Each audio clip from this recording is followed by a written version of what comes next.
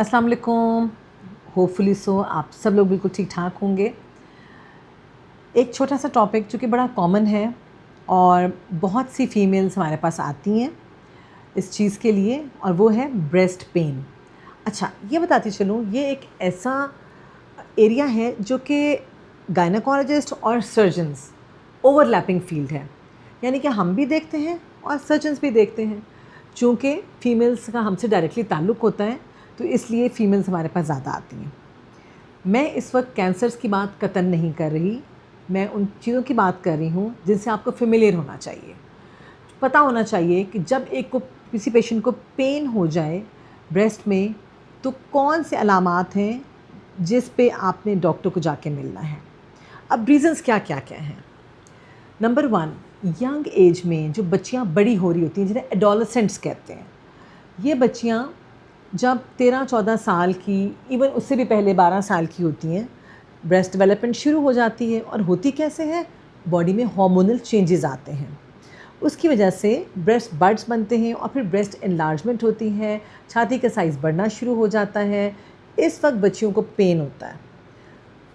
बहुत सी माएँ परेशान होकर हमारे पास आ जाती हैं कि इस कदर बच्ची को पेन है और क्या हो रहा है क्या, तो हम वहाँ पे तसल्ली देते हैं। तमाम वो मदर्स जिनकी बच्चियाँ इस एज ग्रुप की हैं, दैट इज़ 10 से 14 साल की उम्र में, इस चीज़ को बिल्कुल रिलैक्स रहें और माइंड में रखें कि ये तो डेवलपिंग एज है, इसमें ब्रेस्ट का साइज़ बढ़ना है, बच्चियों को पेन होगा। और वो जो बड्स होती हैं बहुत पेनफुल हो जाती हैं। करना कुछ भी नहीं है, गर्म पानी की बोतल की टकोर कर लीजिए, ब्रूफेन की सिरप आप पिला सकती हैं 1 to 2 टीस्पून हस्बे ज़रूरत, और बच्चियों को अंडर गारमेंट्स पहनाना शुरू करें ताकि उनको तकलीफ़ ना हो ज़्यादा, कहीं टच होने से भी पेन हो जाता है।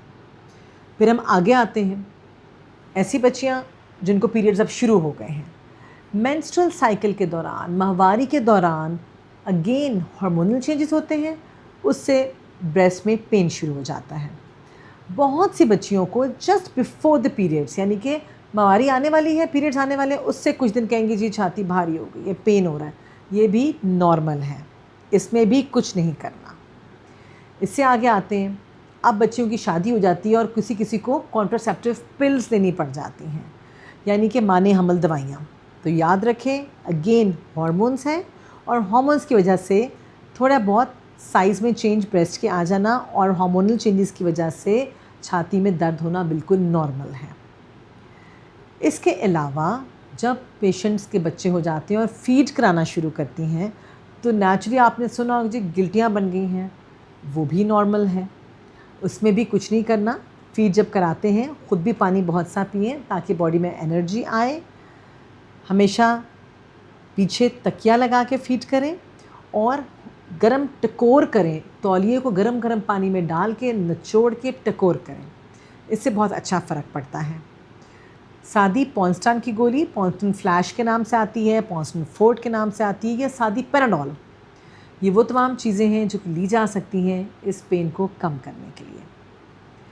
इसके अलावा अगर कोई ब्रेस्ट की सर्जरी हुई है पहले, तो वो जो स्कार्स हैं उनमें भी दर्द हो सकता है। ये सब कुछ नॉर्मल है। अब आते हैं प्रॉब्लमेटिक चीज़ों में।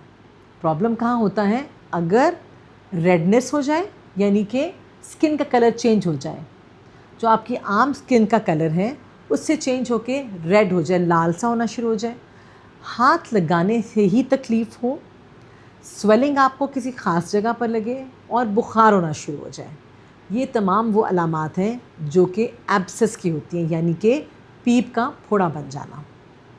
अगर ऐसे हो, स्पेशली उन गर्ल्स के अंदर जो कि बच्चों को फीड करा रही हैं, इस को कहते हैं ब्रेस्ट एब्सेस। इसके लिए डॉक्टर के पास जाना ज़रूरी है ताकि एंटीबायोटिक दी जाए, और कभी कभी ये मामला इस हद तक बिगड़ जाता है कि छोटा सा चीरा लगा के पस को निकालना पड़ जाता है। यहाँ पे डॉक्टर के पास जाना लाजमी है। इसके अलावा जो ख़वातीन फीड नहीं कर रही और वो छाती को दबा के देखती हैं कि निपल से सफ़ेद रंग का या पीले से रंग का पानी आता है, लाजमी डॉक्टर से रजू करें। इसके अलावा निपल का अंदर की तरफ दब जाना, स्किन का कलर चेंज हो जाना, या स्किन ऐसी हो जाए जैसे ऑरेंज की होती है। माल्टे पे आपने देखा होगा छोटे छोटे छोटे छोटे अंदर की तरफ निशानात से बने हुए होते हैं, जैसे माल्टे की स्किन होती है, खुदा ना खास्ता वैसी स्किन हो जाना। ये वो तमाम अलामात हैं जिसके अंदर लाजमी आपने डॉक्टर को जाके दिखाना है।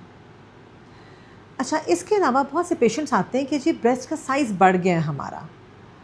तो ऐसी कंडीशंस में नंबर 1 तसल्ली की बात ये है कि कुछ बनावटी तौर पे कुछ लेडीज़ का दोनों ब्रेस्ट इक्वल नहीं होते, एक साइज़ बड़ा हो जाता है, एक साइज़ छोटा होता है।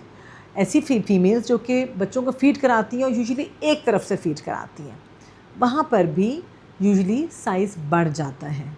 इसके लिए क़तन परेशान ना हो, ये बहुत नॉर्मल सी बात है। So my dear girls, pain छाती में होना क़तन ये मतलब नहीं है कि आपको कैंसर हो गया है। बहुत सी कॉमन चीज़ों को पहले रखिए। सबसे इम्पॉर्टेंट चीज़ ये है कि आपने अपनी सेल्फ़ एग्ज़ामिनेशन करनी है। और सेल्फ़ एग्ज़ामिनेशन कैसे होती है? मैं अपने हर पेशेंट को कहती हूँ कि बेस्ट है कि आपका अपना हाथ अपनी बॉडी से ज़्यादा फ़ेमिलियर है। कॉमनेस्ट तरीक़ा, ईज़ीएस्ट तरीक़ा ये है कि नहाते वक्त एक हाथ आप सर के पीछे रखें और दूसरे हाथ से अपनी छाती को टटोलें और देखें कि खुदा ना खास्ता कोई गिल्टी, कोई लंप तो नहीं महसूस हो रहा। इसी तरह दूसरा हाथ रख के सर के पीछे आपने नहाने के दौरान, चूँकि गीले हाथ से ईज़िली फ़ील हो सकता है अपने आप को, अपनी बॉडी को ख़ुद आप बेहतर तरीके से जज कर सकते हैं, ख़ुद बेहतर तरीके से मुआयना कर सकते हैं। ये प्लीज़ मैसेज ख़ुद भी कीजिए और हर एक को फैलाएँ सदका जारिया के तौर पे। जितना अच्छा आप ख़ुद मुआयना कर लेंगे उतना अच्छा डॉक्टर मुआयना नहीं कर सकता। एक और बात, खुदा ना खास्ता गिल्टी महसूस हो जाती है तो ये क़तन ना समझें कि कैंसर हो गया है। आप उस गिल्टी को टटोलिए। अगर ये सिस्ट या लंप जिसको हम कहते हैं अपनी जगह से हिल रहा है, एक जगह पे फिक्स नहीं है, कभी इधर घूमता है कभी इधर घूमता है, तो कतअन ये नॉर्मल बात है, बिल्कुल परेशान ना हो इसके लिए। इसे कहते हैं ब्रेस्ट माउस या फाइब्रोएडिनोमा। ये ब्रेस्ट माउस जो होते हैं ना, कभी आपको यहाँ महसूस होंगे, कभी नीचे चले जाएंगे, घूमते फिरते रहेंगे। ये नॉर्मल सी चीज़ है।